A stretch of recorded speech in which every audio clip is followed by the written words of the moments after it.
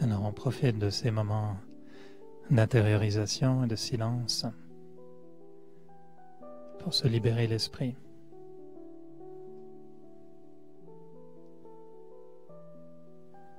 Être seul avec soi-même,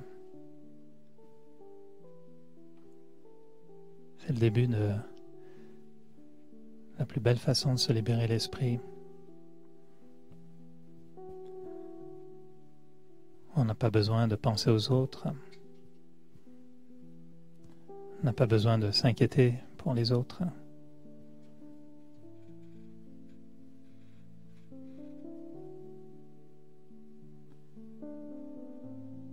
Et donc se libérer l'esprit commence par être seul avec soi-même, se parler à soi-même.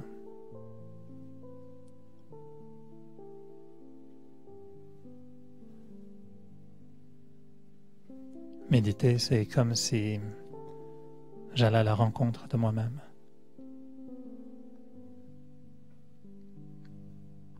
Toute la journée, on est en interaction avec les autres. On voit les autres, on parle aux autres, on pense aux autres. Mais juste pendant quelques instants, je reste seul avec moi-même.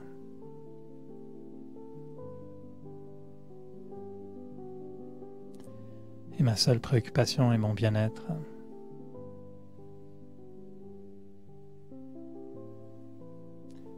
Méditer, c'est prendre le temps de prendre soin de soi-même.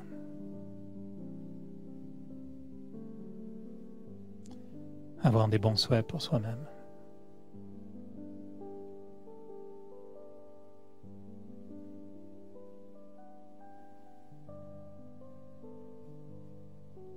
On accorde du temps et des préoccupations à son bien-être physique, et c'est important.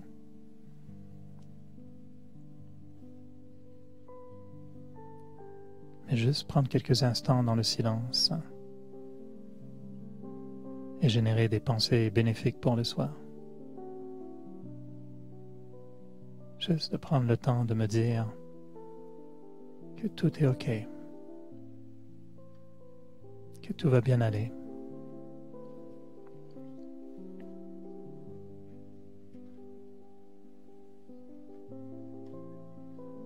De prendre le temps de me dire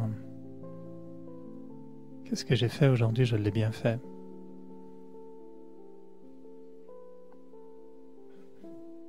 Même s'il est possible, bien sûr, de faire mieux. J'essaye de voir le bon côté des choses.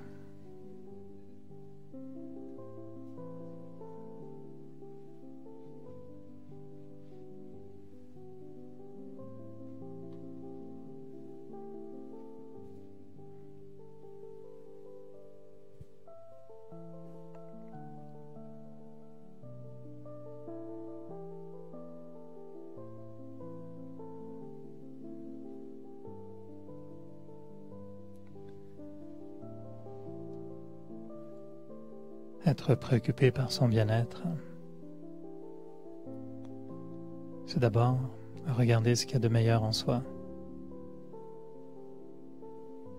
D'être conscient de mes qualités.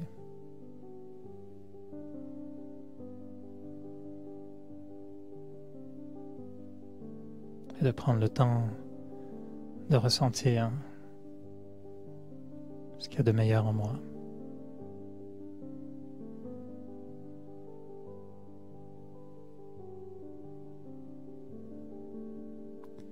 Et si je repense à un moment dans la journée ou dans la semaine pendant lequel j'ai exprimé quelque chose de bien, que ce soit par mes intentions, par mes sentiments, par mes paroles, j'essaye juste de revivre un petit peu ce qui me motivait profondément.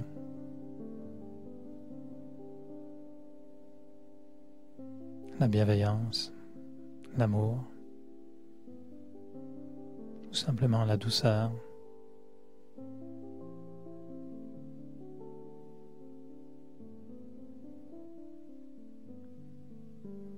Aller à la rencontre de soi, c'est comme se regarder dans le miroir de notre cœur, savoir reconnaître nos forces, nos spécialités et les valoriser.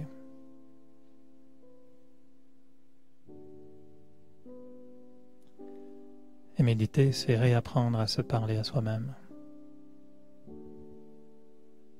devenir son propre professeur.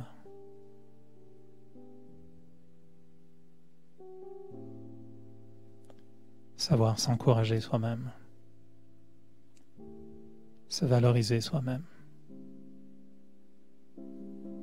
et se respecter soi-même.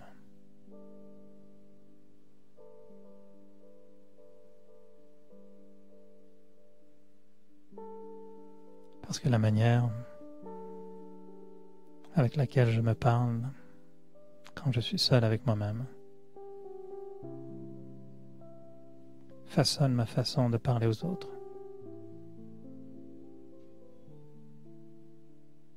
Et plus je prends le temps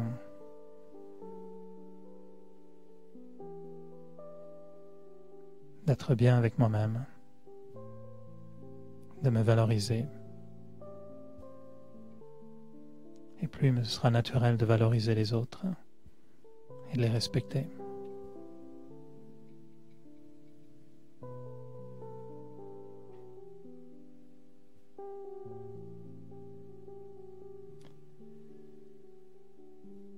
Et lorsque je me parle ou que je me regarde et que je prends soin de moi, je me libère l'esprit.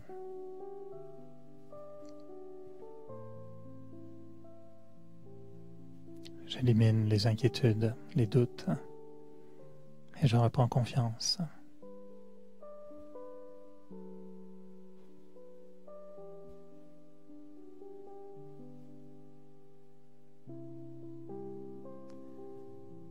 Alors je profite encore de ces instants pour être seul avec moi-même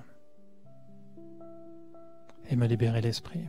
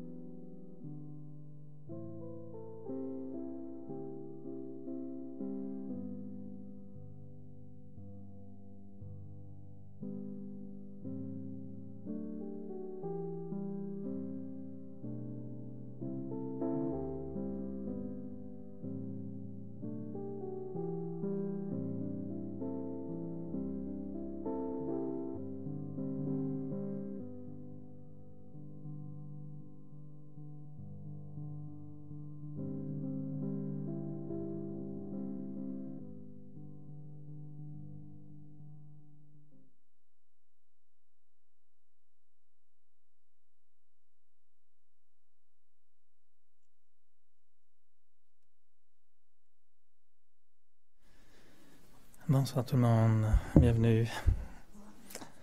Ah, vous allez bien? Est-ce que c'est trop froid? Êtes-vous frais? C'est limite, ça va?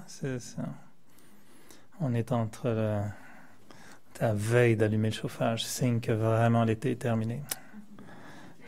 Va falloir s'y faire, hein. On est fini les sessions d'ensoleillement et de chaleur. Alors, avant de déclencher le chauffage, peut-être s'il y en a qui ont froid, en tout cas on a des multicouches disponibles. Juste avant, comme d'habitude, d'aller dans le vif du sujet, quelques petites annonces. Alors, certains, je pense, sont venus vendredi dernier et on a commencé une série en anglais, Spiritual Cleanse. Donc, vendredi dernier, on continue ce vendredi et vendredi prochain. Donc, 3 vendredis sur vraiment un lavage en 3 étapes de l'âme. Tous les bienvenus. Ceux qui veulent prendre le cours de méditation en novembre, il sera donné sous une forme de cours intensif. Donc 2 dimanches qui débutent le dimanche 5 novembre, ce dimanche, et le dimanche suivant de 13h30 à 16h30. Donc c'est 2 intensifs cours de méditation. Et le cours de Raja Yoga en hindi. Il y en a qui veulent prendre le cours en hindi? On l'annonce pareil parce que c'est très rare. Alors si vous avez des amis qui aiment beaucoup le curry et qui parlent hindi, ben, c'est le moment de les inviter à un cours le 7 novembre, donc un cours de Raja Yoga en hindi. En fait, ce que vous ne savez pas, c'est qu'on a dans le centre des cours en hindi, en tamoul, en espagnol, en français et en anglais. Alors, les langues continuent, et puis c'est bien, les gens aiment bien apprendre tout ça dans leur langue aussi. Le thème d'aujourd'hui est intéressant et sous forme d'une question plutôt particulière. Est-ce que vous croyez au bonheur? Étrange, hein? Est-ce qu'on croit au bonheur? Est-ce qu'on croit? Est-ce que c'est même une question à se poser? Est-ce qu'on croit au bonheur? Est-ce que le bonheur est une croyance? Et en y réfléchissant un tout petit peu, je me disais c'est intéressant des fois de provoquer comme ça une réflexion. Parce que le bonheur, je pense qu'on le cherche, on l'espère, on l'apprécie certainement, on le déplore quand il n'est pas là, on en souffre quand il n'est pas là. Mais est-ce qu'on a fait un lien avec la croyance? Est-ce qu'on a fait le lien avec qu'est-ce qui en fait me donne accès au bonheur? Et là, je sais que c'est un immense sujet que pourrait même être prétentieux de vouloir dire aux gens comment être heureux, mais le bonheur est tellement une dynamique, une force, une grandeur à laquelle on réfléchit à peine parce que ça fait tellement partie de notre vie et c'est tellement intégré un peu à nos espérances aussi, à ce qu'on souhaite, que des fois on oublie de se poser un peu la question, ça vient d'où le bonheur? C'est quoi le bonheur? Comment est-ce qu'on peut générer plus de bonheur? Comment être plus heureux? Et c'est là où la spiritualité, la méditation deviennent fascinantes parce que quand on découvre que le bonheur est comme une matière vivante, hein, c'est presque un être à part entière. Le bonheur vit, mais le bonheur meurt aussi. Et si on ne nourrit pas le bonheur, ben, il va tout simplement s'éteindre. Et la loi naturelle fait que le bonheur, il ne vient pas comme ça, il ne tombe pas du ciel non plus. Et c'est là où ça devient intéressant des fois de se dire, hey, alors, je sais que Léo Ferré, Félix Leclerc nous en a parlé du bonheur, c'est lui qui a la chanson Son petit bonheur. Les poètes, on y pense au bonheur, on le met à toutes les sauces, mais est-ce qu'on croit au bonheur? Et je pense que la question est en fait, comment est-ce que mes croyances me donnent accès au bonheur? Parce qu'on croit tous au bonheur, bien sûr, on y croit, on sait que ça existe. Mais est-ce qu'on croit, par exemple, en ma capacité d'être plus heureux? Et la question qu'on aime bien poser souvent, c'est, OK, votre bonheur sur l'échelle de Richter se situe à quel niveau? Sur 10, entre 0 et 10, vous êtes à quel niveau? En moyenne. Mais non seulement ça, c'est votre 10, c'est qui a défini la gradation du bonheur? Qui détermine c'est quoi un 10 sur 10 dans le bonheur? Est-ce qu'on sait c'est quoi d'ailleurs un bonheur encore plus grand, plus fort? Il y a aussi différents types de bonheur.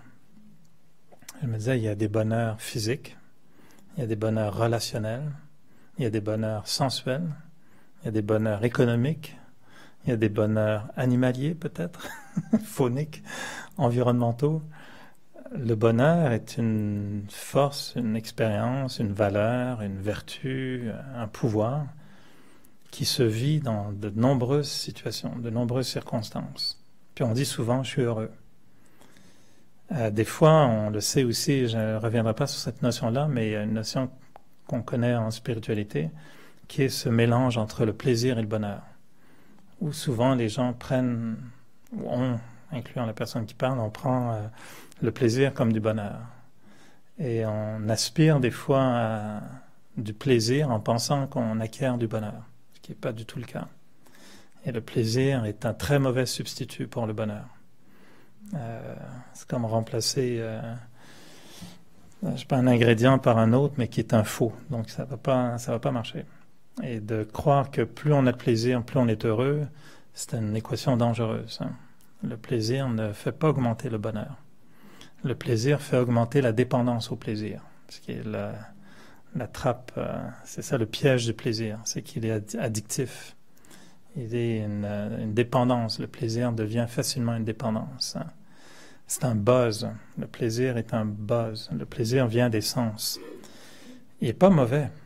Sauf que s'il n'est pas conscient et s'il n'est pas contrôlé, ben c'est lui qui prend le dessus puis qui gère notre dossier bonheur. Puis ça, c'est très, très, très mauvais parce qu'il est très mauvais gestionnaire du bonheur. Il est très, très bon pour abuser du bonheur. Le plaisir va vouloir accentuer, abuser, dépendre, etc. Mais on aime le plaisir. C'est sûr que la vie sur Terre offre des plaisirs qui sont bons, qui ne sont pas mauvais, mais qui ne sont pas substituts pour le bonheur. Et dans les formes de bonheur, il y a aussi ce qu'on appelle un bonheur spirituel, qui est presque comme un état de santé de l'esprit. Et c'est ce bonheur-là qui est le plus méconnu, je pense. Parce que ce n'est pas un bonheur auquel on attache une cause directe. Le fait que quelqu'un que vous aimez vienne vous rencontrer et puis vous dites « Ah, je suis tellement heureux », c'est bien, c'est un bonheur relationnel, causé par la présence de quelqu'un d'autre. C'est très bon, c'est très sain.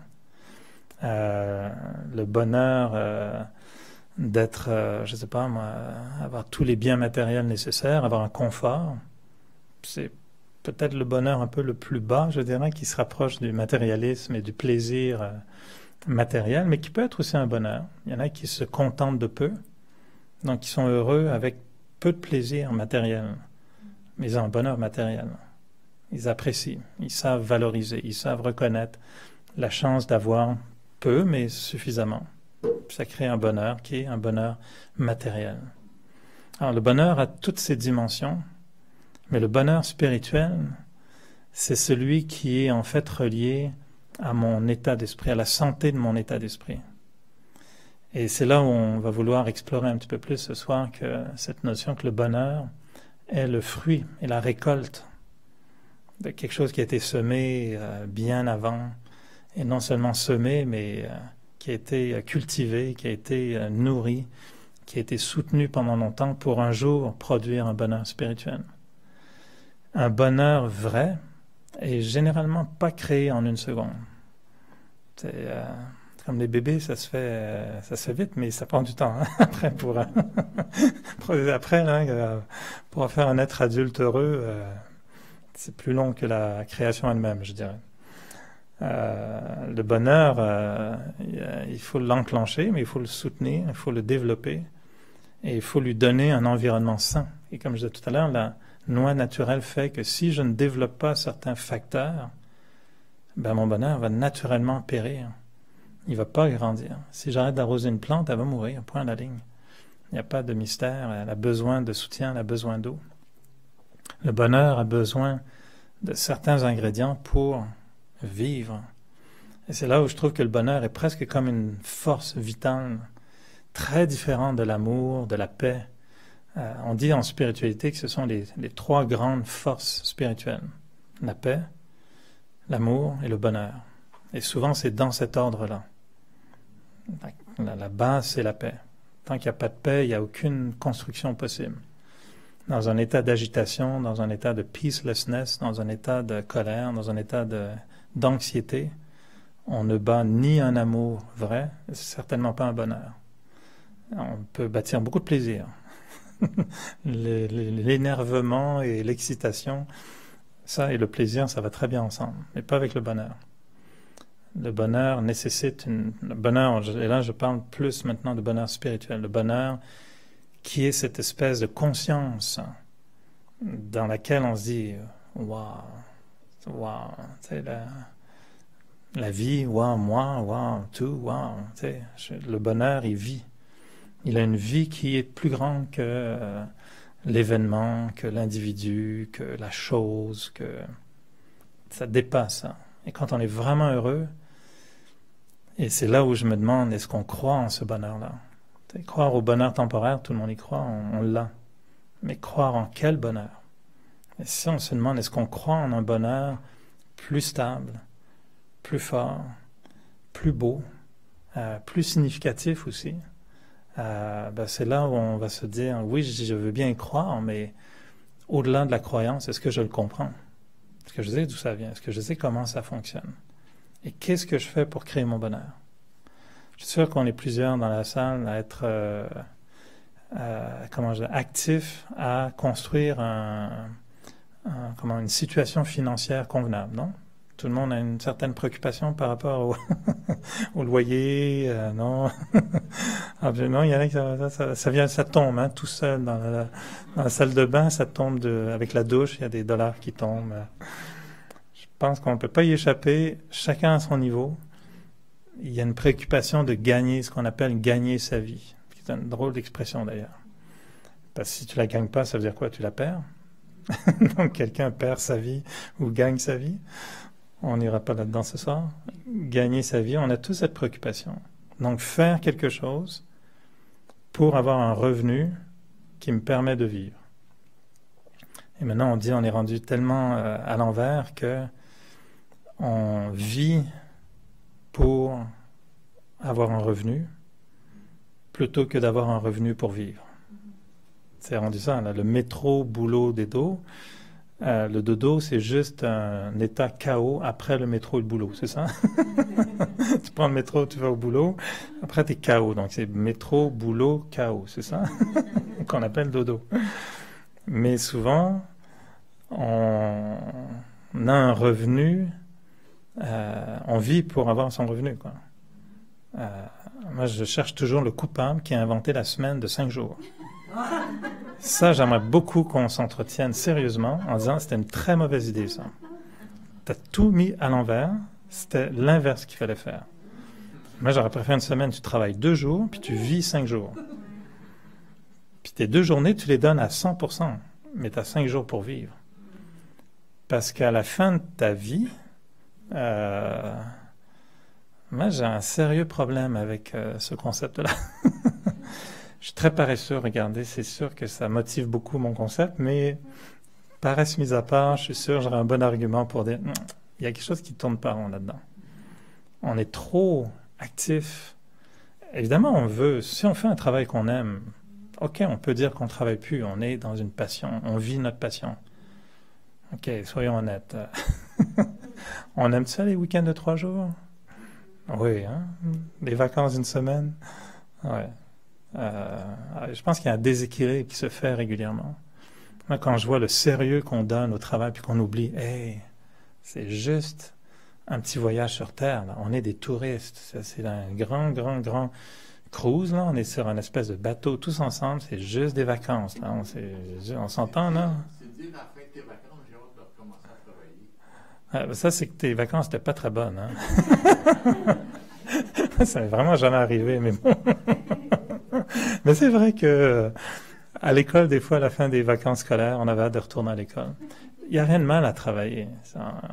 Je pense que c'est juste que maintenant, c'est devenu parfois un fardeau, puis c'est devenu lourd, puis ça gruge du temps. On n'a plus le temps de vivre.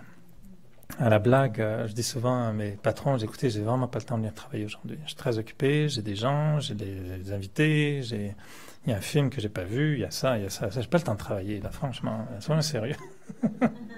J'ai une vie à vivre. Moi, j'ai pas que ça à faire, aller travailler. J'ai une vie à vivre. Écoutez, la planète Terre, je sais pas si je vais y revenir bientôt, alors j'en profite, là. C'est un super voyage incroyable. On a gagné une loterie, hein. On a quand même gagné une belle loterie dans ces espèces on appelle ça des combinaisons des combinaisons spatiales.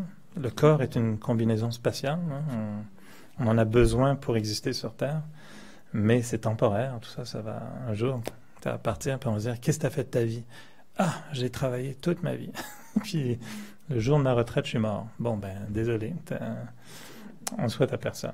Bref, tout ça pour dire que le bonheur, est-ce qu'on travaille pour notre bonheur? Est-ce qu'on fait quelque chose pour gagner notre bonheur? Au même titre qu'on fait quelque chose pour gagner notre vie. Et si on ne s'aime pas, S-E-M-E, là, parce que ça peut être l'amour, on ne s'aime pas. Si on ne s'aime pas d'amour, puis si on ne s'aime pas le bonheur, ben, il ne viendra pas non plus. Et le bonheur, il est un fruit d'action et de moments et de vécu imbibés de valeurs. La souffrance, le malheur, est le fruit de moments et d'actions et de conscience imbibées de malheur. La paix va générer le bonheur. Le bonheur est le fruit. Il est la conséquence. On dit, tu récolteras ce que tu as semé, ben c'est ça. Et personnellement, la plus belle expérience que j'ai faite, c'est quand j'ai commencé le Raja Yoga. C'est sûr, j'ai compris qu'il y avait beaucoup de choix de vie à faire qui étaient ce qu'on appelle des modes de vie. Tu peux consommer la méditation ou consommer autre chose, puis ça donne des résultats différents. Comment on utilise nos sens, ça a des conséquences. Et comment on interagit avec les autres, ça a des conséquences. Je peux critiquer tout le monde, insulter tout le monde, être négatif et violent envers les autres. OK, c'est une option. Je peux changer, être beaucoup plus sympa, beaucoup plus tolérant, beaucoup plus doux, et voir quelle est la conséquence. Mais au début, on est tellement mêlé dans tout ce qu'on fait, c'est tellement confus de savoir, est-ce que mon moment de bonheur aujourd'hui vient de ce que j'ai fait il y a 6 ans ou c'était il y a 4 ans? Tu sais, on n'a plus la cause et effet. Et quand on donne le cours sur la loi du karma, on blague un petit peu en disant que la loi du karma n'a pas encore été informatisée. C'est une loi très ancienne, un peu archaïque, qui malheureusement n'a pas bénéficié d'une petite formule électronique. Ce qui fait que dans les formules électroniques, c'est bien, on donne souvent l'exemple, moi j'adore regarder des factures de téléphone par exemple. Je trouve ça fascinant que Bell ou Rogers sachent que telle date, à telle heure, pendant 2 minutes et 32 secondes, j'ai parlé à telle personne, à tel numéro, ça me coûte tant. Puis j'ai le droit à un petit rabais. Et c'est quand même incroyable. Puis tu regardes ta facture, des fois 4-5 pages, là, selon l'utilisation. C'est quand même des 2 sous, 3 sous, 4 sous. Puis à la fin, tu dis, ah quand même, hein, c'est un certain montant. Mais il y a une preuve, il y a une justification. Mais tu reçois un montant en gros. Sauf que la facture te permet de façon électronique de savoir d'où ça vient. La spiritualité, elle n'est pas informatisée. C'est que le moment où on reçoit un « Waouh », tu sais pas d'où ça vient. Tu reçois un chèque, puis tu te dis ben, « J'aime même pas... Imaginez recevoir un chèque, puis vous savez pas d'où ça vient. » Bon, okay, on l'encaisse quand même. Ça, c'est sûr. Mais on ne sait pas d'où ça vient. Par contre, si vous avez une facture sans savoir d'où ça vient, vous allez la contester. Vous allez dire, ben voyons, moi, j'ai jamais d'où ça vient, j'ai jamais dépensé tout ça. Alors, quand on a un malheur, on se dit, mais qu'est-ce que j'ai fait au bon Dieu pour mériter ça? Puis quand on a du bonheur, on le prend pour acquis. Alors que c'est pas comme ça. Mais encore une fois, on distingue très peu notre bonheur véritable de nos moments de plaisir. Avoir un bon repas, c'est pas vraiment du bonheur, c'est un plaisir. Et tous les plaisirs ensemble ne font pas de nous des êtres heureux. Alors, ce bonheur-là, ce qu'on veut trouver en spiritualité, c'est sa racine. Qu'est-ce qu'on doit semer pour récolter du bonheur? Et comment cultiver ce bonheur à la longue? Et c'est là où, personnellement, je ne verrais pas comment je ferais aujourd'hui sans méditation. Méditation, on s'entend, c'est pas juste s'asseoir et méditer. On l'a défini il y a quelques semaines aussi. Méditer, c'est entretenir tout cet espace mental que je n'utilise pas dans l'action, afin d'exploiter des valeurs, des consciences, des énergies positives. C'est ça, méditer. Donc on médite en marchant, on médite en chantant, on médite en mangeant, on médite en... Peu importe. Si on utilise notre conscience à des fins spirituelles, c'est de la méditation. Je peux très bien aller marcher pendant 1 heure, puis 50% de moi marche, conscient du trottoir, des gens, du beau temps, du lac, puis 50% est dans ma tête. Et si 50% est complètement sans aucune directive ou sans aucun contrôle, ben je gaspille. C'est comme j'ai 50% qui est agréable à marcher, puis 50% c'est n'importe quoi. Je pense à gauche, à droite, à gauche, à droite. Alors que si en marchant, tout en marchant, je garde mon 50% de conscience, se concentrer sur quelque chose de valable, avec une réflexion, avec même une expérience. Le moment présent, c'est quand le 100% est uni dans le moment. C'est-à-dire tu marches, puis ton autre 50%, tu le donnes aussi à la marche en disant « Waouh, c'est vraiment bien, j'ai du temps, je suis là, je suis bien, tout va bien aller. » Ça, c'est la pleine conscience. Mais nous, on aime bien aussi être compartimenté. Des fois, je marche 50%, 50%, je réfléchis. Et je fais les expériences. Donc, en spiritualité, moi, cette méditation, sans ça, je ne vois pas comment j'aurais pu atteindre un niveau de conscience qui me permet justement d'être conscient quand se produisent des événements afin de ne pas perdre le bonheur. Parce qu'un événement peut nous voler le bonheur. Si quelqu'un vous dit « Ah, ben tiens, je pense que ta voiture, je viens de voir quelqu'un te l'a volée. » OK, c'est sûr que là, on met en péril notre bonheur. C'est pas un événement heureux, on dirait, non? À moins que votre voiture, c'était tellement bon débarras. Écoute, cool, j'ai des bonnes assurances. Il y en a qui voient ça comme ça. C'était le moment qu'ils attendaient. Mais non, c'est pas un moment heureux. Donc, OK, on peut être en colère, etc. Et c'est là qu'il doit y avoir un système d'alarme qui dise « OK, ça se produit, voilà un événement, attention, c'est un bon test. OK, préoccupation, oui, appeler la police, etc. Mais ne perds pas tout, là. Il ne faut pas se laisser avaler par l'événement. C'est normal. Si quelqu'un se fait avaler par l'événement, c'est normal. Je pense que c'est Régent Ducharme, un auteur québécois, qui a un livre qui s'appelle « La vallée des avalés ». Puis ça commence « Tout m'avale ». Ça commence mal. C'est un livre intense à lire. Ça commence « Tout m'avale ». Et c'est vraiment intense. Là. C'est une description des relations qui sont assez ingurgitantes, là, qui t'avalent. Alors, nous, on dit non, non, non, il ne faut pas se laisser avaler comme ça. Parce que la nature des événements négatifs, c'est de nous avaler. C'est de nous prendre au complet, nous manger, puis on perd le contrôle, on panique, on est anxieux, en colère, etc. On dirait, c'est humain. Oui, c'est humain. Mais être spirituel veut dire être pleinement humain, ce qui veut dire être humain avec les capacités de l'humain, qui sont celles de ne pas être avalé, de ne pas toujours se laisser complètement emporter par une situation, puis d'avoir une spiritualité telle que ça devient une sagesse aussi, de dire « Ah, ok, ça se produit, ok, laisse-moi y penser, ou laisse-moi m'asseoir quelques minutes afin de me recomposer un petit peu. » C'est correct de dire ça. Quand quelqu'un nous dit quelque chose, c'est correct de dire à la personne « Peux-tu me laisser y penser, puis on s'en reparle demain? » C'est correct de dire ça. Ça veut dire que je préserve une partie de moi qui ne va pas être grillée dans l'événement, qui ne va pas juste faire « puis ok, ça y est. » Puis là, on dit « il a pété un plomb » ou il a une expression, peu importe. On peut résister à tout ça. Et ça, c'est de la spiritualité. Et surtout si on avait cette préoccupation de ne pas perdre le bonheur. Et si on voyait le bonheur comme presque une entité vivante en nous, puis qu'on identifiait des situations comme « Ah, mais ça, là, attention, ça va, t'es en train de venir mettre en péril mon bonheur. » Ben, on réagirait beaucoup plus. Je suis sûr que tous ceux qui ont eu des enfants, à moins que je me trompe, j'ai pas eu d'enfant, mais il me semble que quand tu as un enfant, on dit l'instinct protecteur de la mère, non? Même chez les animaux, on voit, là, dès que tu as un enfant, ben oups, tu veux préserver la sécurité de l'enfant, son bien-être, son bonheur. Ben, pourquoi on ne fait pas la même chose avec notre propre bonheur? Puis de reconnaître que des situations sont menaçantes.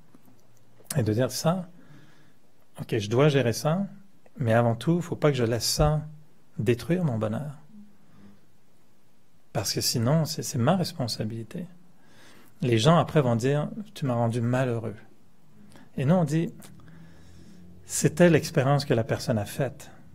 Mais d'un point de vue karmique, là j'ai expliqué un peu ce mot-là, d'un point de vue du karma, d'un point de vue de la mécanique de mon être, c'est pas l'autre personne qui m'a rendu malheureux. C'est moi qui ai laissé l'autre personne me rendre malheureux. À juste titre, oui, mais pour la simple et bonne raison, simplement que j'étais faible. J'avais pas les anticorps, ou j'avais pas l'outillage pour me protéger de cette situation. Mais si on dit par exemple, ah ben là, à cause du froid, là, on gèle chez moi. Ben oui, mais t'as pas de chauffage. Tu peux pas dire c'est à cause du froid dehors que je gèle à la maison. Je dis, ben non, tu gèles chez toi parce que t'as pas mis de chauffage. C'est ça le vrai problème. Mais ou ferme les fenêtres puis mets du chauffage. C'est un peu ça, notre raisonnement spirituel, c'est comme ça. C'est pas l'autre qui est responsable de mon malheur. C'est moi qui n'ai pas su me protéger contre l'invasion barbare de cet individu ou les parasites que cet individu a tenté désespérément de mettre dans ma tête. Il faut qu'on se protège. Alors le bonheur, il est là, il est entre nos mains. Alors, d'un point de vue purement théorique, l'équation qu'on fait est très simple. La source du bonheur est ce qu'on va appeler en spiritualité la pureté. Et je sais que c'est un mot bizarre, là, parce qu'on n'en trouve pas beaucoup, bien qu'aujourd'hui il est populaire, mais nous on va dire, qu'est-ce qui génère le bonheur?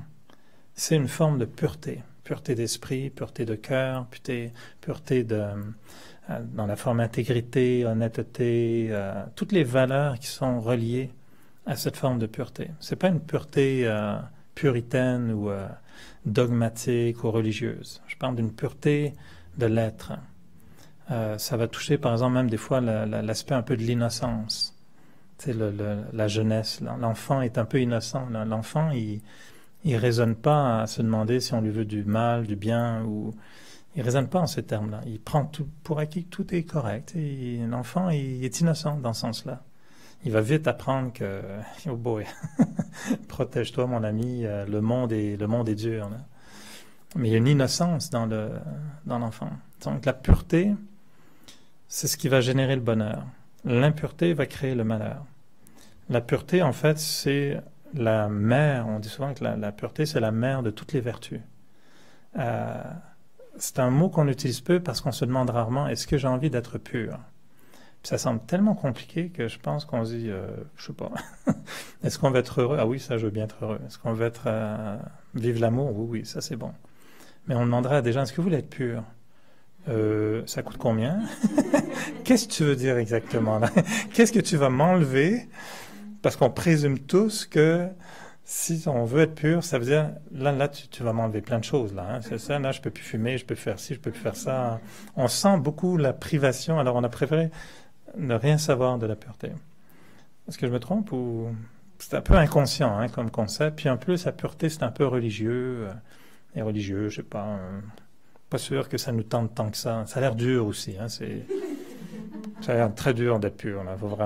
Faut s'isoler, je sais pas où, hein, des jeûnes, tu manges plus rien. C'est même dans la nourriture, est-ce que ta nourriture est pure? C'est comme, je veux pas trop savoir. On est plus ouvert aujourd'hui, hein, des nourritures plus saines, mais c'est compliqué. Hein. Chacun a sa version, sa théorie. Alors, pureté de l'être, oulala, là je suis pas sûr. La paix, je veux bien, l'amour, le bonheur, mais la pureté, qu'est-ce que ça veut dire exactement? Et pourtant, c'est la plus belle valeur. La pureté, c'est en fait de retourner à l'essence, de retourner à la, comment je pourrais dire, à l'état, à la matière première. Une paix pure, c'est une paix toute simple. C'est pas une paix artificielle. C'est pas une paix fabriquée de force, tu sais, avec des médicaments puis des situations artificielles extérieures. La paix pure, c'est en fait la paix originelle, telle qu'elle a été programmée dans mon ADN spirituel. Et nous, on dit souvent, la pureté, en fait, c'est l'ADN de l'âme. L'âme, dans sa forme naturelle, elle est pure. Quand on la mélange avec beaucoup de choses après, c'est là où elle perd sa pureté. Donc la pureté, c'est pas une privation. La pureté, c'est un gain de regagner ma nature naturelle, originelle. C'est ça la pureté. Et on dit, nous, l'âme, naturellement, veut redevenir pure. Mais on s'est un peu compliqué la vie. Et ce qu'on a ajouté dans tout ça, c'est ce qu'on appelle, nous, des comptes karmiques. C'est-à-dire des actions, des karmas. Karma, ça veut juste dire action. Des actions qui ont généré des comptes karmiques, c'est-à-dire des réactions négatives. Un karma négatif crée une réaction négative. Une action positive crée une réaction positive. Mais, étant donné que c'est pas informatisé, à un moment donné, on s'est un peu perdu. Puis là, quand on a reçu une facture, on dit non, non, non, non, non, c'est pas vrai, j'ai jamais fait ça. Puis oui, c'est que c'est très, il y a longtemps, il y a 8 ans, là, tu t'en souviens plus vraiment, mais non, tu as vraiment fait ça. Non, non, non, c'est l'autre, c'est la faute de l'autre. Et là, on crée un système judiciaire très compliqué. Puis même aujourd'hui, à la Cour suprême, ils débattent pendant des années du bien et du mal. Puis s'ils refaisaient le même procès dans 50 ans, probablement qu'ils auraient d'autres résultats. Parce que les valeurs changent, les lois changent. Ce qui est vrai aujourd'hui l'est pas demain et inversement. C'est très compliqué. Donc, dans le karma, nous, on pense que l'être humain, c'est un peu ligoté avec toutes sortes de choses compliquées qui font aujourd'hui que des fois on est heureux, des fois on est malheureux, mais on ne sait plus trop d'où ça vient, puis pourquoi c'est comme ça. Quelqu'un qui est très négatif, si on devait lui dire un jour, mais ton malheur, là, c'est que tu es en train de le cultiver depuis des années, mon ami. Ça fait des années que tu critiques tout le monde, que tu insultes tout le monde, tu t'entends plus avec tes parents, tu ne parles même plus à tes frères et sœurs, tout le monde est mauvais. Qu'est-ce que tu penses? Ça fait 25 ans que tu es comme ça. Ben, une telle personne, techniquement, à un moment donné, le malheur prend le dessus. Et ça prend toutes sortes de formes. Dépression, anxiété, colère, insatisfaction avec soi-même, dépression nerveuse, etc., etc. C'est la simple conséquence. Il n'y a pas, dans la spiritualité, on se dit, il n'y a rien qui arrive pour rien. Il n'y a pas d'injustice spirituelle. Si on vit un malheur, malheureusement, c'est qu'il y a eu une cause quelque part. Le malheur ne tombe pas du ciel, le bonheur ne tombe pas du ciel. Et même, on va aller plus loin dans la spiritualité, on va dire, Dieu n'a rien à voir là-dedans. C'est pas, dans notre conception du Raja Yoga, tant mieux s'il gère ça, puis qu'il nous en ajoute un peu, ok, c'est son problème. Là. Et s'il veut se mêler de nos affaires, good luck, tu sais. On se dit, on n'a pas besoin. Et la preuve qu'on va faire dans notre activité, on peut soi-même faire des changements dans notre vie et constater très clairement que changer la qualité de mes actions, de mes sentiments, de mes consciences, va avoir un effet direct sur mon état de bonheur. Et moi, je l'ai vécu vraiment en venant dans le Raja Yoga. Bon, j'ai vu la liste un peu qu'est-ce que veut dire un être pur? Bon, j'ai vu les ingrédients, c'était un peu compliqué. J'ai fait un peu de ménage chez moi, puis j'ai regardé ma propre personnalité. Je me disais, oh bon, là, il faut... C'est pas des privations alimentaires et autres, c'est surtout intellectuel et au niveau des valeurs. Et si on dit la pureté, voudrait dire, par exemple, est-ce qu'on peut réduire un peu la colère? Est-ce qu'on peut réduire un peu notre attitude de jugement par rapport aux autres? Est-ce qu'on peut améliorer la façon dont on pense aux autres? C'est ça un peu la pureté aussi. Et honnêtement, c'est pas facile, mais c'est motivant quand on est préoccupé par acquérir le bonheur. Puis quand on commence à faire l'équation de se dire, si je veux être heureux, ok, ben faut que je fasse du ménage. Ok, ça me tente pas, mais je vais essayer. Puis on y va, puis il y a une méthode, puis il y a de l'aide, on n'est pas tout seul. Et l'expérience que j'ai faite personnellement, honnêtement, ça a été de faire beaucoup d'efforts au début, mais c'était stimulant. Ok, on nettoie notre vie, là, on change les trucs. Des gens ont été assez courageux pour me mettre face à face à mon ego. Et ça, c'est la pire chose, de voir son ego, qui est pas très beau à voir. Hein. Son arrogance, son orgueil, sa vanité. On les banalise souvent en disant « Ah ben, tu sais, moi c'était facile, je disais, je suis français, ça vient avec, qu'est-ce que tu veux? »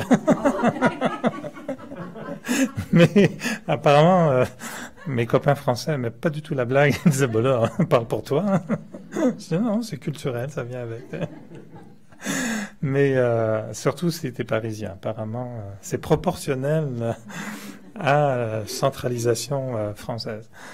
Et puis après, je me disais, non, ça vient pas avec. C'est moi qui l'ai créé. Mais de voir ces imperfections, c'est pas très agréable. S'il n'y a pas le but d'être pur et d'être heureux, pas de problème. Je suis comme tout le monde. Je suis normal. Mais le moment où je me dis, ben, j'aimerais ça me sortir de ma limitation humaine pour regagner ma pleine humanité, ben là, ça devient compliqué. Et les efforts, au début, je vous avoue, c'est vrai, il y a beaucoup d'efforts. Puis c'était de dire, le moment où tu te dis, tiens, je vais essayer d'être humble. Puis tu redéfinis l'humilité, tu te dis, wow, boy, pas facile. J'ai souvent cité, mais le petit exemple pour ceux qui n'ont pas entendu avant, moi, quand quelqu'un m'avait dit, Eric, tu veux toujours avoir le dernier mot, puis évidemment, j'ai répondu à ça, pour me dire, elle a vraiment raison. Hein. Et après, je me suis observé, et je vous jure, de m'observer, toujours vouloir avoir le dernier mot, je me disais, mais Eric, arrête. Puis au début, je suis pas capable. C'est plus fort que toi. T'es arrogant, t'es arrogant. Il y en a, ils ont du mal à se contenir, hein, c'est public. Mais d'arrêter d'avoir le dernier mot, ça demande un effort, sûrement au début. Okay. Je dirais, t'en penses pas moins, là, l'esprit est complet, là, en train de... plein d'arguments, mais là, non, je dis rien. Ça prend du temps à comprendre, que c'est pas juste une technique de mots. D'où ça vient, ça? C'est l'arrogance, je suis meilleur, je sais mieux, je me prends pour qui? Puis d'avoir une grande leçon d'humilité, c'est tout un cheminement, ça. Mais j'admets qu'avec les enseignements qu'on reçoit dans l'Raja Yoga, c'est cohérent. C'est un message qu'on reçoit régulièrement. Oh, soyez humble, soyez humble. L'humilité, c'est un investissement dans le bonheur. Et c'est dur quand c'est pas naturel. Il y en a, c'est l'inverse. Ils ont un manque de confiance en eux maladif. Et eux, c'est l'inverse. Il va falloir leur pomper constamment. Leur dire non. Affirme-toi, revalorise-toi, remets-toi par le dessus. Tout en étant humble. C'est un gros effort. Mais ultimement, on comprend que tous ces efforts, c'est ça dont on parle, ce sont des investissements de bonheur. Et là, j'ai fait beaucoup d'efforts, puis ça a été long, puis des fois, tu te demandes si ça marche vraiment. Et je vous assure, je ne veux décourager personne, mais c'est après quelques années, je commençais à vivre de plus en plus des moments où, je vous assure, j'étais comme... Il se passait rien d'exceptionnel, j'avais pas gagné à la loto, j'étais pas amoureux, il y avait rien d'exceptionnel. Puis des fois j'étais comme ça, puis je me disais, qu'est-ce qui m'arrive? Puis là je me disais, je suis heureux, je suis vraiment heureux. Puis ça venait de nulle part. Puis là j'ai commencé à ressentir véritablement, c'est dur à décrire, mais des vagues de... Seule façon que j'ai souvent de le décrire, c'est waouh, c'est juste un extase, une béatitude. Un bien-être, un moment de « Wow! Hey, je suis vraiment bien. » tu sais. Puis pourquoi? I don't know. Réfléchir sur soi, comprendre. Se comprendre, réfléchir. Ouais, d'être bien avec soi-même. Mais c'est un état de lévitation, je dirais. Et que j'identifiais de plus en plus à me dire « Ah, c'est ça le bonheur spirituel. C'est ça le bonheur. Il n'est pas attaché à un événement, à rien. Il est juste attaché à ma qualité d'être. » Que j'ai commencé à éliminer le fait d'ingurgiter du poison. J'ai arrêté de m'empoisonner. Ça a pris un temps de désintoxication. Puis à un moment donné, la santé revient. Et la santé spirituelle. Puis cette santé spirituelle, c'est le bonheur. Le bonheur est un état naturel de l'être.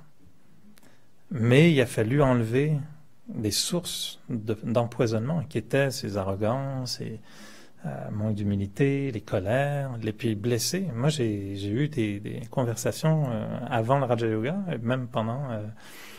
mais des conversations, je repense à ça aujourd'hui, je me dis, waouh, j'aurais honte de dire ce que j'ai dit dans le passé. Mais j'étais très bon dans les engueulades, j'étais pas mal, je m'en sortais bien en général. J'avais toujours le dernier mot. J'en rigole, mais c'est pas drôle. Mais j'ai eu des moments où piquer des crises, insulter le monde. Aujourd'hui, ça me paraît invraisemblable. Le concept de hurler sur quelqu'un d'autre, honnêtement, je ne pense pas que je serais capable de le faire encore. Mais je l'ai fait. J'étais très bon. Mais je me dis, non, non, aujourd'hui, ça fait plus partie de... Non, c'est pas très yogi de faire ça. Je dis pas que j'ai pas parfois dans la tête des belles pensées françaises, des belles pensées stylisées, je dirais, très stylisées dans ma conversation intime avec quelqu'un dans ma tête, mais je me soigne. Je vous assure, je prends mes méditations très au sérieux. Vous aviez une pensée, monsieur? Oui, je voulais dire, dans ma démarche personnelle, l'introspection, c'était un point très important dans ma vie. Et puis, aussi, m'éloigner des gens négatifs, toxiques, et si possible, m'entourer des gens positifs sans nécessairement me servir pour fonctionner. Se mettre bien avec moi-même. Mmh. Donc, pour ceux qui sont en ligne, qui n'entendent pas, c'est confirmation de prendre soin, d'être introverti, quoi, d'aller... c'est ce qu'on faisait en méditation tout à l'heure, de se dire... Moi, j'aime bien cette définition que la méditation, c'est prendre du temps avec soi-même. Et d'être seul avec soi-même, de dire à tout le monde à l'intérieur, là, dehors, là, vous êtes tous renvoyés temporairement, je veux être seul, qu'on ne parle à personne dans notre tête et de se protéger. De ne pas être autour de gens, des fois, qui vraiment... Des fois, on n'a pas le choix. Et plus tard, moi, mon expérience a été... au début, il y a peut-être eu un moment intense dans lequel j'ai vraiment mis de côté beaucoup de relations. Mais par la suite, je me suis rendu compte que j'étais capable d'intégrer beaucoup de gens toxiques dans ma vie sans être influencé. Parce que c'est aussi des gens qui ont du bon et envers qui je peux avoir une bonne influence. Et leur toxicité me faisait plus rien à un moment donné. À un moment donné, quand on est assez fort, c'est correct. Les gens peuvent être négatifs, ça me dérange pas. C'est parce que j'ai un lien, je vais aller chercher un lien humain positif avec ces gens-là. Mettre l'épée au fourreau. Ouais. Okay. Ça semble fascinant, mettre l'épée au fourreau. Oui, ça chauffe. Alors, c'est ça. Hein, donc, la notion du bonheur reliée à la pureté, c'est d'aller chercher un petit peu comment se libérer de certaines négativités intérieures, mais surtout d'avoir cette volonté de se dire comment est-ce que je génère mon bonheur et comment est-ce que moi-même je vais créer mon bonheur et comment je vais le développer. Est-ce que vous avez tous fait ça, jeunes ou peut-être moins jeunes, ou même maintenant, il y en a qui cultivent des légumes, là, mais quand on était jeune, je me souviens en biologie, les premières fois où vous faites pousser des graines de tournesol, un avocat ou un citron, tu sais, à la maison, putain, ça fait partie des travaux d'école souvent. Vous vous souvenez de la fascination pour la graine qu'on voit sortir, on devait faire des dessins, puis tu veux bien que c'est vraiment le petit prince et sa rose, là, il est responsable de sa rose et elle est tellement importante. Hein. Et je pense que c'est ça la notion de croire. Hein. Est-ce qu'on croit au bonheur? Ben, si on y croit, vraiment, ben, on va le développer. On va véritablement le nourrir, on va lui parler, on va... si on croit en Dieu, ben, on a une relation avec Dieu. Si on croit aux fantômes, ben, on a une relation avec des fantômes aussi, je vous conseille moins. Mais si on croit au bonheur, ben, on a une relation avec le bonheur. Si on y croit, ça veut dire que on y investit du temps, on y investit de l'énergie, on est préoccupé par notre bonheur. Et souvent, quand on sent le malheur, quand on sent l'absence de bonheur, ben, peut-être qu'il faut faire un réexamen puis se dire qu'est-ce que je cultive encore, qu'est-ce que je mange encore qui me rend malade. Tu sais, si vous avez toujours mal au ventre, un jour, il faudrait peut-être se dire est-ce que c'est les 4 tablettes de chocolat par jour? Peut-être c'est ça, hein, je ne sais pas. Tu sais, un jour, il faut faire la connexion, que peut-être que les 4 tablettes de chocolat par jour, là, c'est peut-être ça, là, finalement, qui me donne mal au ventre. Essayez peut-être 3 tablettes, 2, 1. Puis si le mal de ventre disparaît, voilà, bingo, vous avez trouvé la cause. Hein? Une par 4 jours serait peut-être mieux. Ouais. Mais c'est peut-être ça l'équation. Et si on n'est pas heureux, qu'est-ce qu'on développe, qu'est-ce qu'on entretient en nous qui fait qu'on n'est pas heureux? Puis des gens vont des fois dire, ben, je suis malheureux parce que ma situation financière, ma santé, ma mère, mes relations, ceci. OK, ce sont des facteurs, comment on appelle ça, des facteurs d'excuses ou des facteurs, il y a un terme judiciaire pour ça, pas d'excuses, mais enfin des facteurs justifiables peut-être. Mais ce n'est pas la cause de mon malheur. On peut être heureux dans toutes les situations, mais il faut être spirituellement actif. Et ce lien avec la pureté est essentiel parce qu'on va chercher les belles valeurs, le respect, l'amour, la patience, le pardon. Toutes ces valeurs-là font partie de la pureté. Et c'est pour ça qu'on dit que la pureté, c'est la mère de toutes les valeurs, de toutes les vertus. C'est que toutes les vertus découlent de la pureté. Et elles sont toutes reliées à ça. Quand on pardonne, il y a un pardon, puis il y a un pardon pur. Parce qu'il peut y avoir un pardon conditionnel, un pardon artificiel, un pardon calculé, ou un pardon pur, qui est innocent, qui est « regarde, je me libère ». Donc cette pureté, elle est au cœur de toutes les valeurs. Et cette pureté, c'est vraiment la source directe du bonheur. Notre bonheur vient de là. Et le bonheur spirituel, il est yogi. C'est un bonheur spirituel, c'est un bonheur qui a une énergie qui est propre. Moi, je ressens ce bonheur chez les autres yogis, chez les gens qui ont quand même une démarche intérieure assez forte. Et ce bonheur spirituel, il y a une énergie qui lui est propre, qui est très, très légère. C'est pas le bonheur d'éclat de rire et de feu d'artifice, c'est un bonheur de légèreté, c'est un bonheur d'insouciance. C'est un bonheur qui est exactement comme la pureté. C'est un bonheur qui est juste comme un air frais. Il n'y a pas de négativité qui prend racine, il n'y a pas de discussion négative dans la tête, il n'y a pas de vision négative de l'avenir. C'est pas juste que je suis heureux. C'est un bonheur qui a des effets sur bien des choses. La chaleur a des effets sur tout ce qui l'entoure. C'est pas seulement qui fait de la chaleur, mais les choses autour vont être chaudes. Si tu mets près de ton réchaud un autre objet, l'autre objet devient chaud. Quelqu'un qui a cette énergie de bonheur, autour de lui, les gens deviennent heureux. C'est un signe. Si moi je suis heureux, mais tout le monde est vraiment malheureux avec moi, peut-être que je suis pas sur le bon bonheur. Peut-être sur un buzz de plaisir, beaucoup plus qu'un vrai bonheur. Un vrai bonheur, les autres, ils sont heureux pour nous, puis ils vivent ce bonheur. Très contagieux, ce genre de bonheur. Puis il est authentique, il est beau, il est transparent, c'est beau les gens heureux, quoi. Et c'est pas un bonheur, comment je pourrais dire, naïf non plus. Le bonheur spirituel, il est construit sur des bases solides.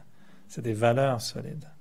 Mais pour conclure, je dirais que c'est vraiment, la façon dont je le vis et dont je le vois un petit peu dans le Raja Yoga, pour moi, ça a été une nouvelle dimension. Je suis responsable de mon bonheur.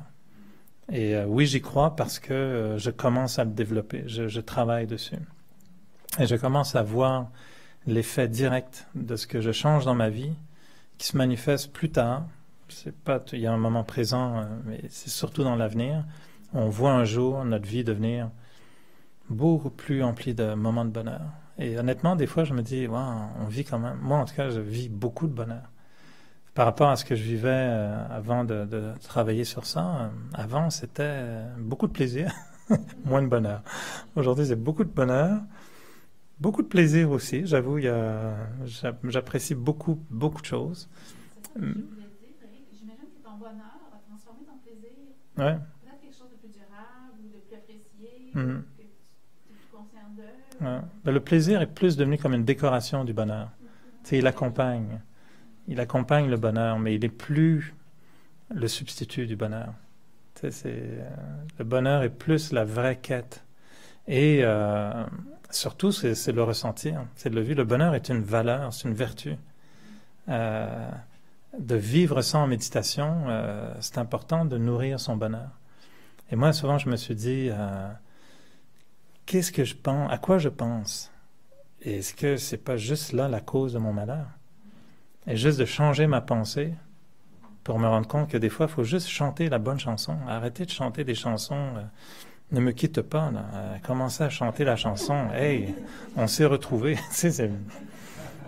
Ça fait juste mieux. Elle est belle, ne me quitte pas. Mais à un moment donné, c'est sûr, ça commence à... comment t'appelles ça, l'épée dans le fond? Arrête de la tourner à un moment donné. Sors-la de là. Mets-la dans le frigidaire. Cool down, puis sors le bouquet de fleurs. Ça va faire du bien, à un moment donné. La chanson « Je t'ai retrouvé », c'est le bonheur. C'est juste change de chanson. Alors j'aime des fois dire « Hey, peut-être que je suis pas dans la bonne chanson du tout. » là. Et puis de volontairement créer des chansons de bonheur, ça génère du bonheur. De se dire « Tout va bien », c'est le début de la chanson. Quand tu dis comment ça va assez mal, ok, non. Là, tu es en train de nourrir le ça va assez mal. C'est honnête de dire, je pourrais te dire que ça va très mal, mais je suis sûr que ça va bien aller. C'est aussi être authentique. C'est développer, on parlait récemment de l'espoir, la foi et la sagesse. Là, c'est trois dimensions qu'il faut vraiment nourrir. Alors le bonheur, est-ce qu'on y croit? Je pense qu'on y croit encore plus. Hein? Si on le voit naître, on y croit davantage. Mais il est entre nos mains. C'est bon de croire qu'on va l'avoir. Dans le croire qu'on va l'avoir. Alors, est-ce qu'on médite sur son bonheur quelques minutes? À moins que vous ayez des questions, des préoccupations, des plaintes à formuler.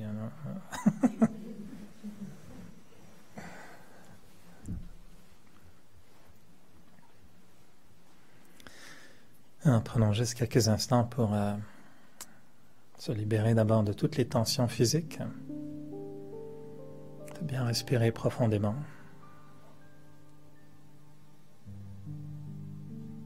Imaginez une énergie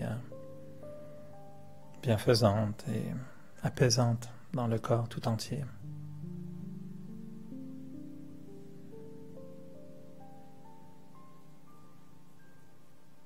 Juste de détendre toutes les portions, toutes les parties du corps. Ressentir que le corps est complètement détendu.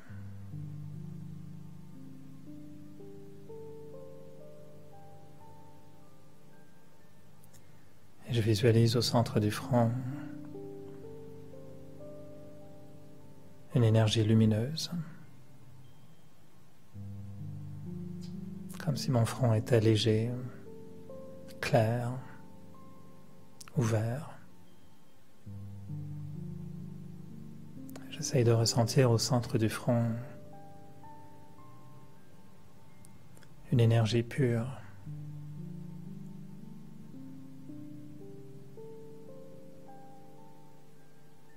Et tout en gardant mes yeux ouverts, je peux ressentir cette énergie au centre du front.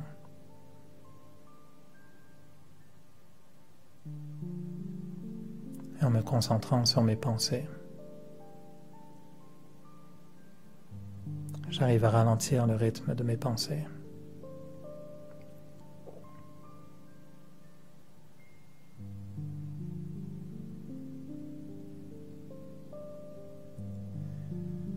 Dans ce moment de silence, je me dis que je suis un être de paix, qu'au plus profond de moi,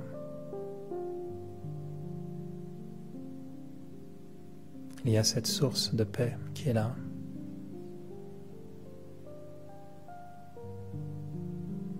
Et j'ai juste besoin d'un moment de silence pour pouvoir retrouver cette paix intérieure, ce calme intérieur qui est naturel.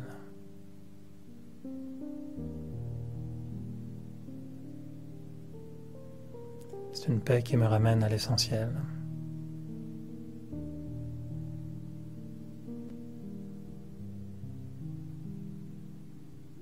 Je n'ai pas besoin de penser à quoi que ce soit d'autre. Juste la paix. Le silence, la lumière.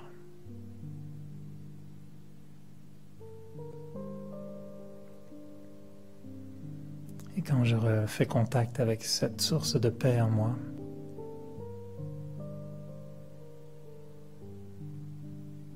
c'est comme si je permettais à ma conscience de prendre de l'expansion.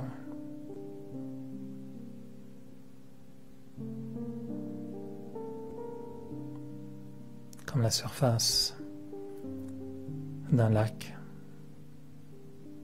lorsqu'il est complètement immobile, lorsque l'eau redevient lisse, tout devient visible.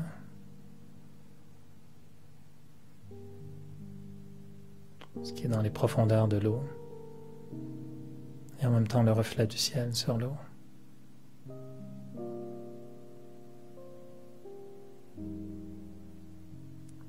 Alors quand mon esprit redevient calme, paisible, je peux voir clairement tout ce qui est en moi et le reflet de ma vie entière.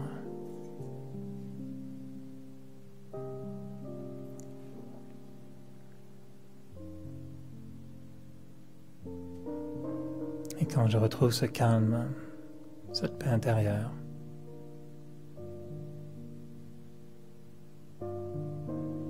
ma conscience me dit que c'est ça mon état naturel. Comme si cette paix venait me guérir, me soigner.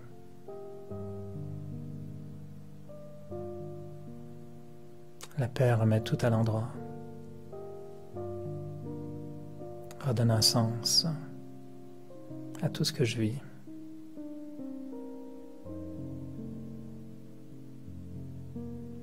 Et cette paix me permet de créer une fondation stable.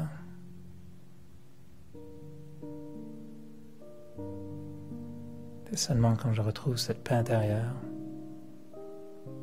que je peux retrouver ma confiance en moi-même, que je peux retrouver une source d'espoir.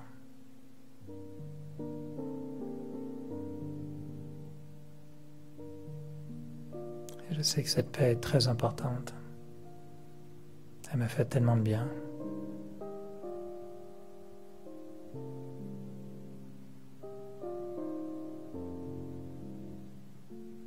Et faire l'expérience de cette paix intérieure me permet d'être en paix avec moi-même, mais aussi en paix avec les autres et avec le monde.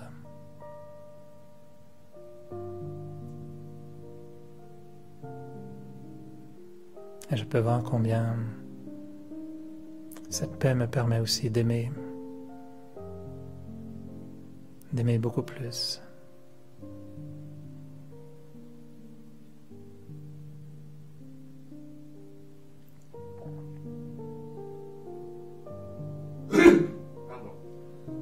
Quand je suis en paix avec moi-même,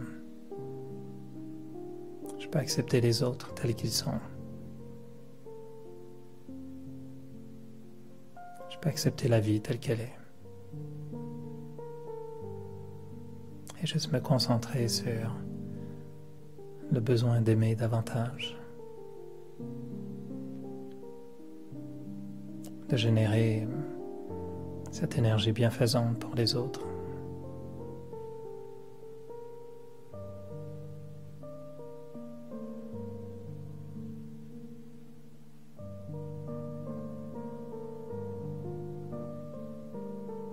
Et même si j'aspire à une vie pleine de passion, d'activité, une vie très riche, je sais qu'au cœur de tout ça repose ma capacité à retrouver cette paix en moi, ne pas perdre cette paix intérieure.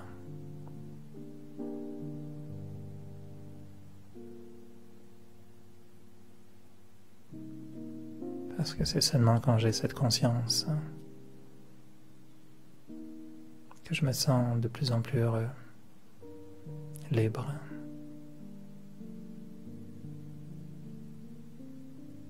Avec le sentiment d'avoir retrouvé la source de mon bonheur, qui n'est plus à l'extérieur mais à l'intérieur de moi.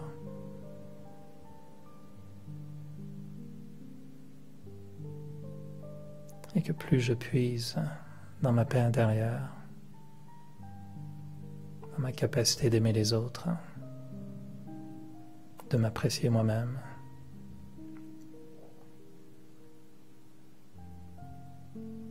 plus je commence à inviter le bonheur à être là. Parce que ce bonheur est une force de la vie, et l'expression de la vie.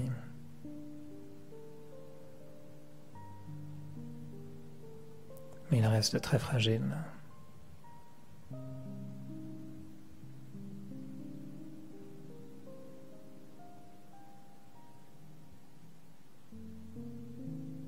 je vois ce bonheur. Et je décide de m'en occuper davantage. De mieux nourrir mon bonheur.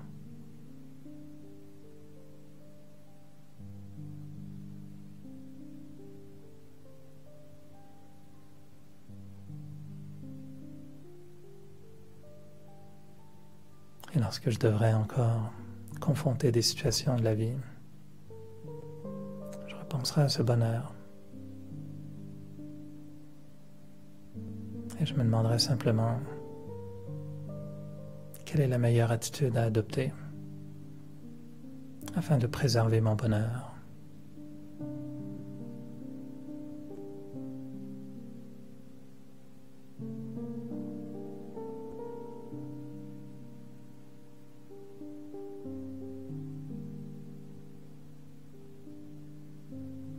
Parce qu'une vie sans bonheur, c'est comme une fleur qui ne s'est jamais ouverte.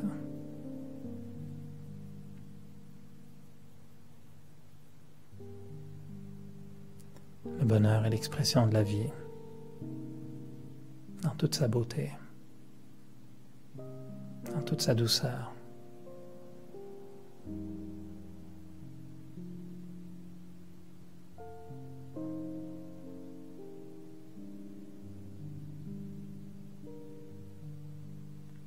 Et être heureux, c'est simplement être soi-même.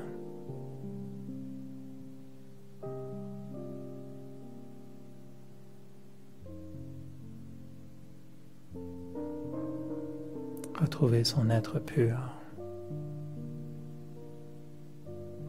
originel.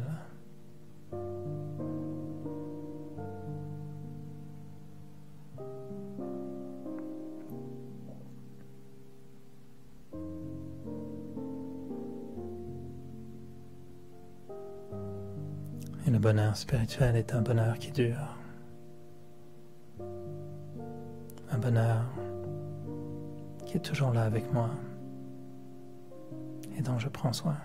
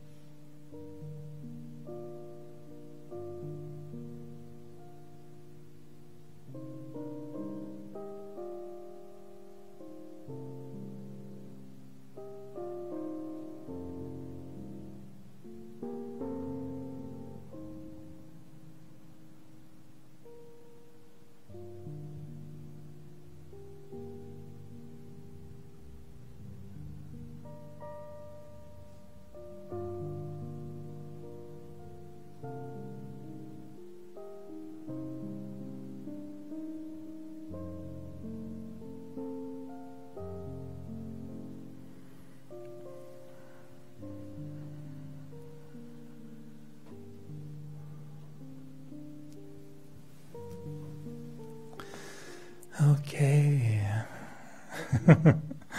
Il faut vraiment faire bouger le corps, là encore, c'est ça? Moi, je serais assez comme ça jusqu'à demain matin, quoi.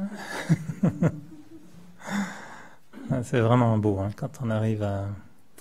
Des fois, la méditation, c'est tellement subtil. C'est juste quand on s'intonise à la bonne fréquence, puis waouh. Alors, j'espère que vous vivez ces petits waouh intérieurs, puis qui grandissent. Alors, bonne soirée.